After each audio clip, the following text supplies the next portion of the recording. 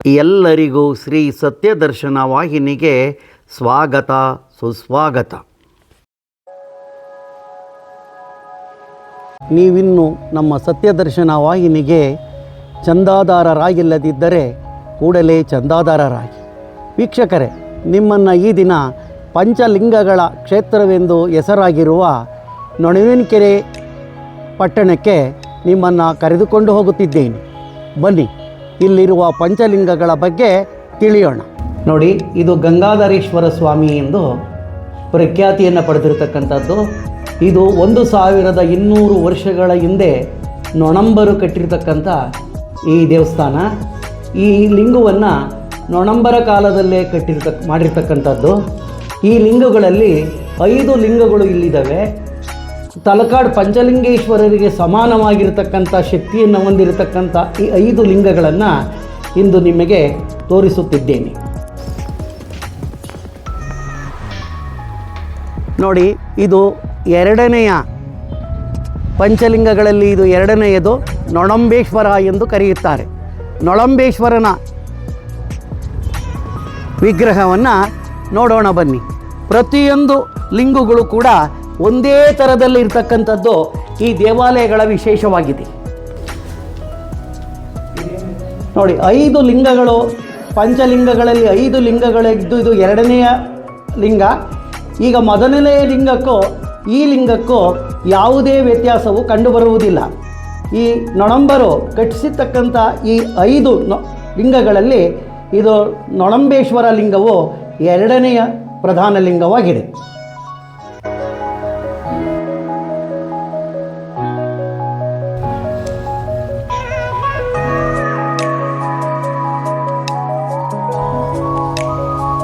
ನೋಡಿ, ತುಂಬ ಅದ್ಭುತವಾಗಿರ್ತಕ್ಕಂಥ ಲಿಂಗ ಇದು. ಇದಕ್ಕೆ ನೊಣಂಬೇಶ್ವರ ಅಂತ ಹೇಳಿ ಕರೀತಾರೆ.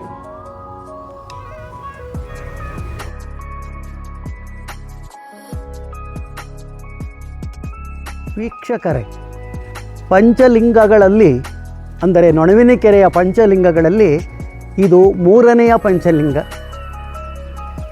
ಈ 3ನೆಯ ಲಿಂಗದಲ್ಲಿ ವಿಶೇಷ ಇದಕ್ಕೆ ಚೌಳೇಶ್ವರ ಎಂದು ಕರೆಯುತ್ತಾರೆ. ಈ ಎಲ್ಲ ದೇವಾಲಯಗಳನ್ನು ನೊಣಂಬರೇ ಕಟ್ಟಿಸಿದರು ಎಂಬುದಕ್ಕೆ ಸಾಕಷ್ಟು ಇತಿಹಾಸಗಳು ನಮಗೆ ಸಿಗುತ್ತವೆ. ಇದು ಚೌಳೇಶ್ವರ ದೇವಸ್ಥಾನ, ನೊಣವಿನಕೆರೆ. ಇಲ್ಲಿಯ ವಿಶೇಷವೇನೆಂದರೆ ಇಲ್ಲಿರ್ತಕ್ಕಂಥ 5 ಲಿಂಗಗಳು ಒಂದೇ ಥರದಲ್ಲಿ ಇರುತ್ತವೆ. ಯಾವುದೇ ಲಿಂಗವನ್ನು ನೀವು ನೋಡಿದರೂ ಕೂಡ ಮತ್ತೊಂದು ಲಿಂಗವನ್ನು ನೋಡಿದರೆ ಅದು ಅಲ್ಲಿಂದ ಇಲ್ಲಿಗೇಕೆ ಬಂತು ಎಂಬ ಅನುಮಾನಗಳು ಪ್ರತಿಯೊಬ್ಬರಲ್ಲೂ ಮೂಡುತ್ತವೆ. ಆ ರೀತಿ ವಿಶೇಷವಾಗಿರ್ತಕ್ಕಂಥ ನೊಣಂಬರ ಕಾಲದ 1200 ವರ್ಷಗಳ ಹಿಂದಿನ ಲಿಂಗಗಳಾಗಿದ್ದಾವೆ. ಇದು ಚೌಳೇಶ್ವರ ದೇವಸ್ಥಾನ. ಇದು ಚೌಳೇಶ್ವರ ಮಹಾಲಿಂಗ. ತುಂಬ ವಿಶೇಷತೆಯಿಂದ ಕೂಡಿರ್ತಕ್ಕಂಥ ಈ 5 ಲಿಂಗಗಳಲ್ಲಿ ಇದು 3ನೆಯ ಲಿಂಗವಾಗಿದೆ.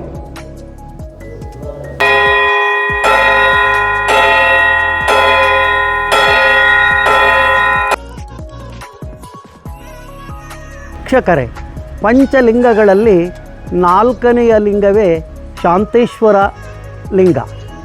ಇದು ನೊಣಂಬರ ಕಾಲದಲ್ಲೇ ಕಟ್ಟಿರ್ತಕ್ಕಂಥದ್ದು. ಇದು 4ನೆಯ ತುಂಬ ವಿಶಿಷ್ಟವಾಗಿರ್ತಕ್ಕಂಥ ವಿಶೇಷವಾಗಿರ್ತಕ್ಕಂಥ ಲಿಂಗ. ಈ ಲಿಂಗಗಳಲ್ಲಿ 5 ಲಿಂಗಗಳು ಕೂಡ ಒಂದೇ ಥರ ಇರತಕ್ಕಂಥದ್ದು ಬಹಳ ವಿಶೇಷವಾಗಿರ್ತಕ್ಕಂಥದ್ದು. ಇದು ಶಾಂತೇಶ್ವರ. ಬನ್ನಿ, ಈಗ ಶಾಂತೇಶ್ವರ ಲಿಂಗದ ದರ್ಶನವನ್ನು ಮಾಡೋಣ.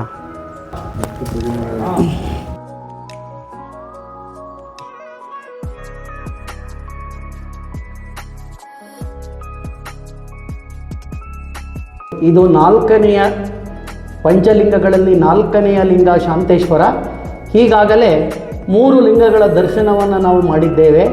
ಆದರೆ ಯಾವುದೇ ವ್ಯತ್ಯಾಸಗಳು ಪ್ರತಿ ಲಿಂಗದಲ್ಲೂ ಕಂಡುಬರುವುದಿಲ್ಲ. ಎಲ್ಲ ಲಿಂಗಗಳು ಒಂದೇ ಥರವಿದೆ.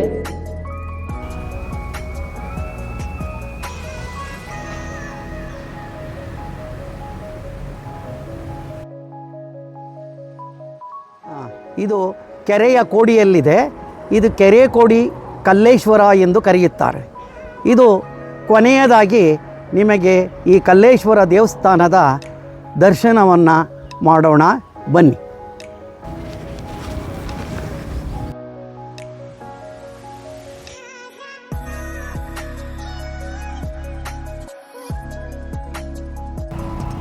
ನೊಣಂಬರ ಕಾಲದ ಪಂಚಲಿಂಗಗಳಲ್ಲಿ 5ನೆಯ ಹಾಗೂ ಕೊನೆಯ ಲಿಂಗವೇ ಕೋಡಿ ಕಲ್ಲೇಶ್ವರ ಸ್ವಾಮಿ ಲಿಂಗವಾಗಿದೆ.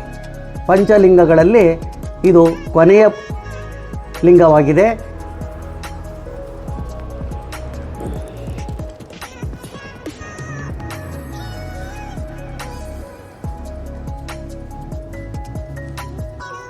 ಈಗಾಗಲೇ 4 ಲಿಂಗಗಳನ್ನು ತೋರಿಸಿದ್ದೇನೆ. ಇದು ಕೊನೆಯದು 5ನೆಯ ಲಿಂಗ. ಒಂದೇ ಆಕಾರದಲ್ಲಿ ಇರತಕ್ಕಂಥವು ಇವು ನೊಡಂಬರು ಕಟ್ಟಿದಂಥ ವಿಶೇಷವಾಗಿರತಕ್ಕಂಥ ಪಂಚಲಿಂಗಗಳು. ಇದು ತಲಕಾಡು ಪಂಚಲಿಂಗಗಳಿಗೆ ಸಮಾನವಾಗಿರತಕ್ಕಂಥ ಲಿಂಗಗಳೆಂದು ಪ್ರತೀತಿ ಇದೆ.